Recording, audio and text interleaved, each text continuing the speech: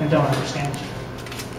So I kept pursuing my goal to pull myself through and start a form of self-therapy. I've lived my life, for the most part, in my family's shadow. My education, which was heavily influenced by the Catholic Church, greatly complicated matters. Not being allowed to live life the way I should have was draining a lot of my energy.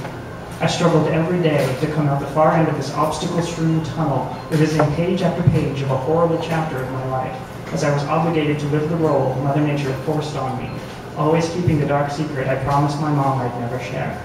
I had to bear so many contradictions over the years just to please my loved ones. I was a slave to their smothering love. The wild life I sometimes led, often against my own heartfelt values and beliefs, never helped me overcome my everyday suffering.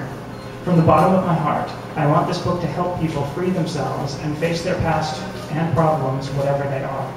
Knowledge and understanding, in short, as well as a broader understanding of transsexualism, will help make life easier for people who have to face this harsh reality. I pray this story to enlighten and broaden some parents' perspectives if they have children who are prisoners of their bodies like I was. Never forget that before anything else, your child is also a human being who only wants to be loved unconditionally. His soul cries out for freedom. This book is probably the proof that when we keep hope and faith, we can all succeed in getting over our darkest moments. I've always said that I was happy despite the obstacles I've experienced. If you suffer, tell yourself that you can get out of this nightmare you're in. You're not alone anymore like you thought.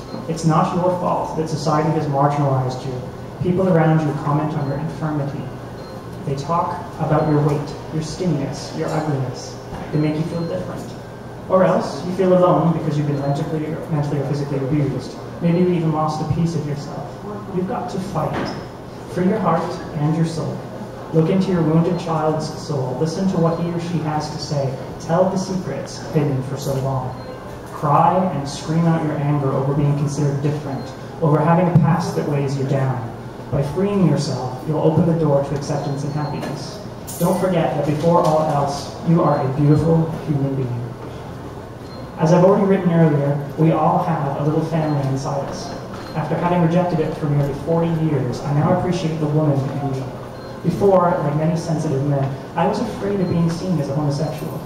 Now, I say that just like women have the right, we have the right to express ourselves and stop swallowing our emotions.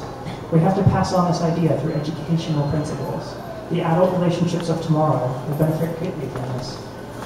For my part, I'm sick of playing a farce. I will no longer change the real me to please anyone. I like myself as I am. Some would tell me my manly face doesn't reflect my true soul, but they shouldn't be so quick to draw conclusions. From then on, I will only surround myself with people who have a good soul and who are capable of seeing beyond the surface. No one will block me.